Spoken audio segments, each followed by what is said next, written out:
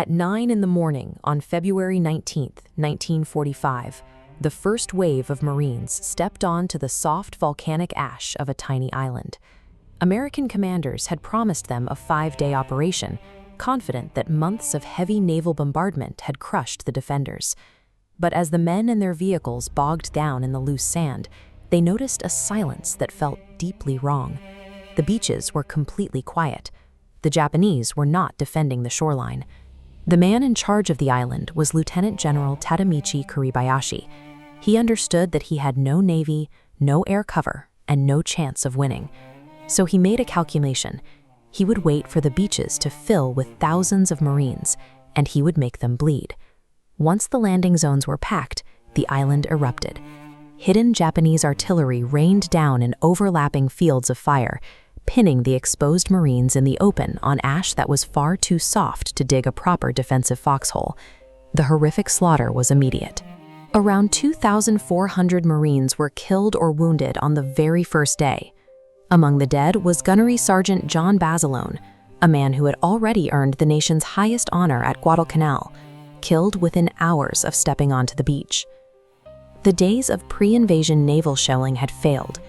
The Marines had walked directly into an intact, fully engineered subterranean slaughterhouse, and with the ocean behind them, the only way out was forward. By the 5th day, Marines fought their way up the steep, exposed slopes of Mount Suribachi at the island's southern tip. It was here that a combat photographer named Joe Rosenthal captured 6 men raising the American flag against the wind. The image was reproduced around the world as a powerful symbol of resolve and victory. But to the Marines cheering on the beaches below, that photograph was an illusion. The fighting was barely 20% finished. Once the Americans turned away from Suribachi and headed north, they walked straight into Kuribayashi's main defensive lines. While the photograph traveled the world, 30 more days of close-quarters combat in the rocky northern ravines still awaited the men. For nearly a year, the Japanese defenders had been digging.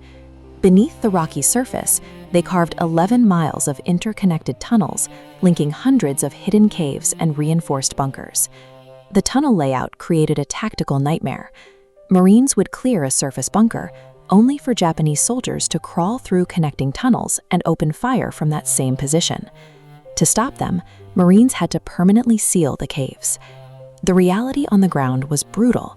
Men crawled forward under heavy gunfire to blast the cave mouths with flamethrowers or shove demolition charges directly into the bunker openings.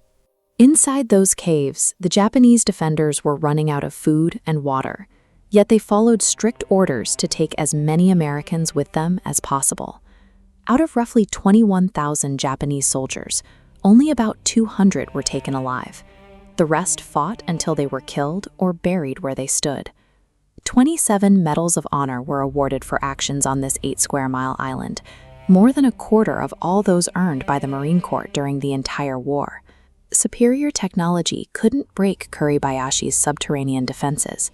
The trap was only dismantled through the individual courage of the Marines on the ground. This chart highlights exactly how lethal that trap was. By day 36, the entire force of 21,000 Japanese defenders was gone. But looking at the American columns, nearly 7,000 were dead and 20,000 wounded. Iwo Jima became the only major battle where American casualties outnumbered the enemy's. Kuribayashi's strategy worked exactly as intended. He forced Washington to look at the cost of taking this 8 square miles of rock and recognize what a full invasion of the Japanese mainland would require. The entire battle and all the lives lost turned on one specific prize: the island's airfields. Iwo Jima sat directly under the flight path of American bombers striking Japan. After the Marines secured it, the island became an emergency landing site. Over the next few months, 24,000 American airmen landed damaged planes on those runways, men who might have otherwise crashed into the sea.